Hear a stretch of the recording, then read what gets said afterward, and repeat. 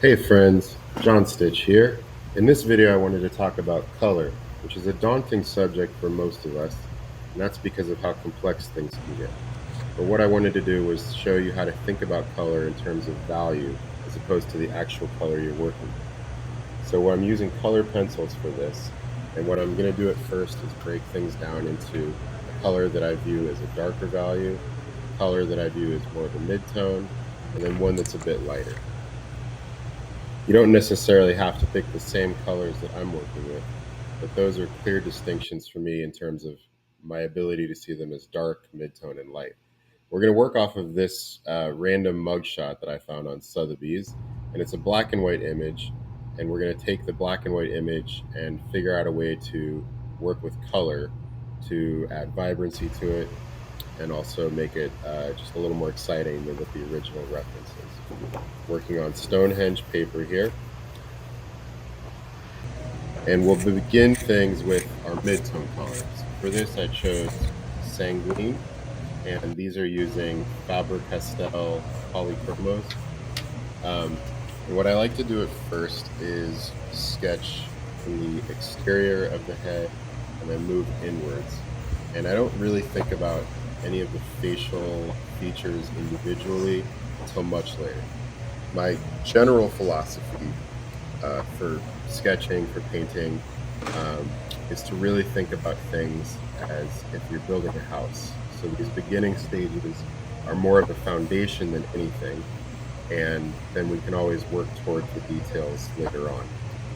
So as I'm sketching, I'm thinking about the planes of the face. I'm thinking about how some of the definition comes from light and shadow as opposed to individual features.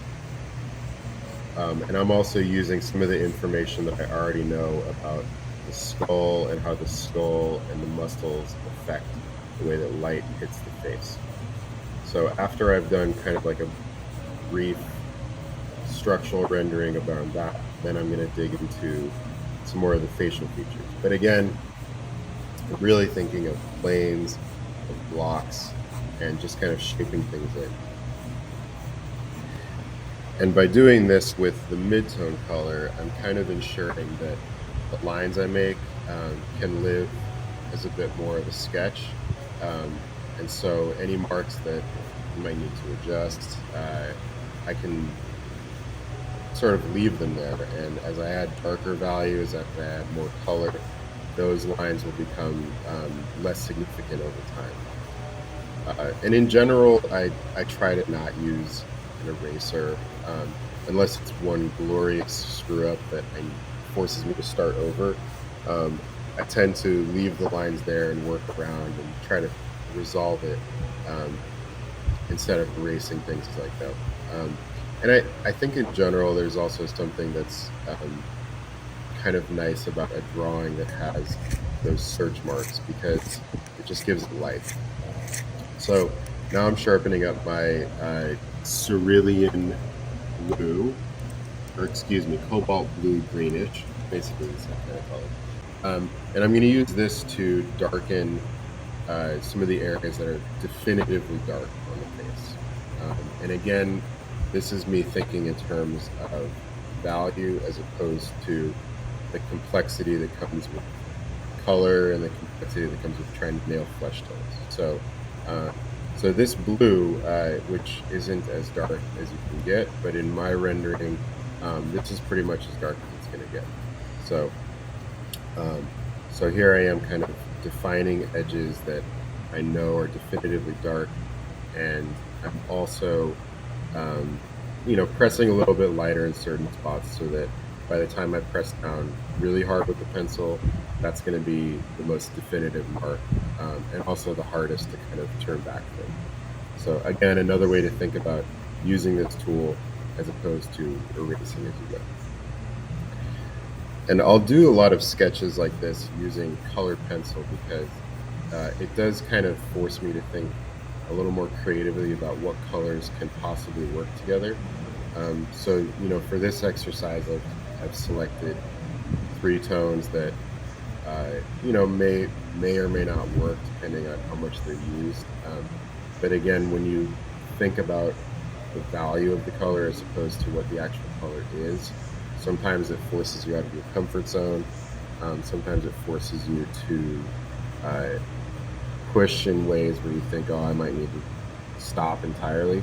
Um, but as a sketch, this is where experimentation is kind of really important for your own creative growth.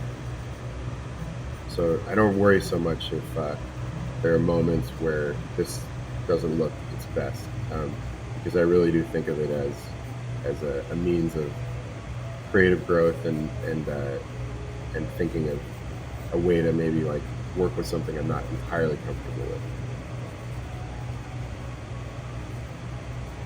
Now, the other thing that's nice about using colored pencils is that when you're mixing colors with paint, you kind of have the ability to make pretty much any color out there as long as you have the primary colors in white. So, a tube of red, a tube of yellow, a tube of blue, a tube of white. But when you're working with color pencils, you're kind of limiting yourself a little bit. So the color that you're using, you can make different colors by pressing down lighter or overlapping one color over the next. But that's pretty much it. And I'm a firm believer that limitations like this actually do force a little more creativity. So when you have everything at your disposal, sometimes it can almost stunt growth, or it can perhaps limit creativity.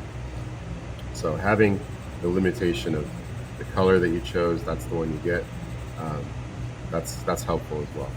So at this stage, I'm adding in some of this, what color is this? Light magenta, thank you. And I'm putting this into areas that are lighter, but it's not the lightest part of the face. The brightest that this gets is it's going to be the white of the page coming through. So for this magenta here, it's light, but it's not the brightest.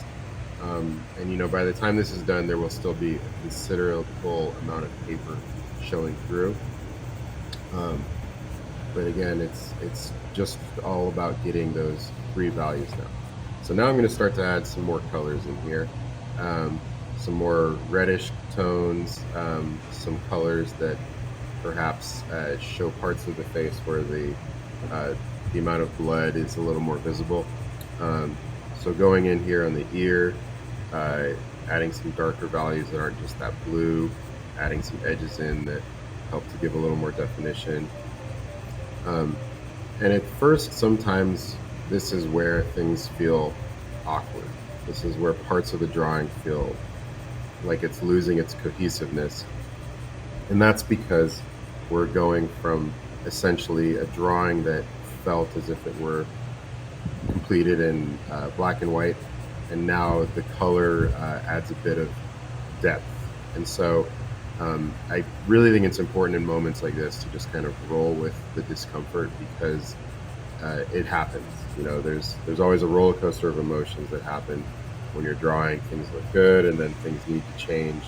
So it doesn't really look like too awful, but I'm going to need to make things darker in order to show the light source, and I'm going to need to make sure that the colors are still cohesive.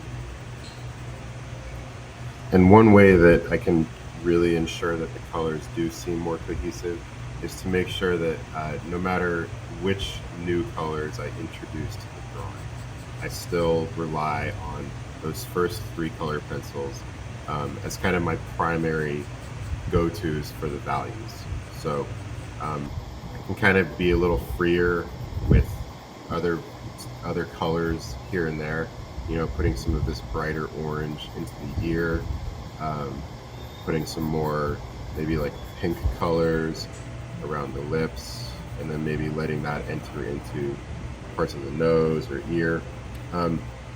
So I'm able to do that, but as long as they're contained by some of those first 3 colors, it won't feel like things are getting a little too erratic. So at this point, I'm adding in one of my favorite color pencils. This is Earth Green.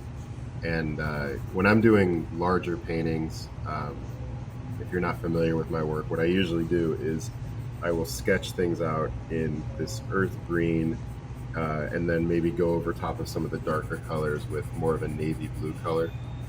But it's a really good grayish kind of tone that can help ground things and make sure that everything isn't overly vibrant. So adding a few more pink values in here. And the curious thing with colored pencil is sometimes it goes on and feels like it's a little too dark, and then you step back and it actually is a little lighter or helps bind things. So even though at this point I'm drawing close to this portrait because I'm sitting at my drafting table, I do tend to zoom out as I get closer to the end so that I can actually see how the values work overall.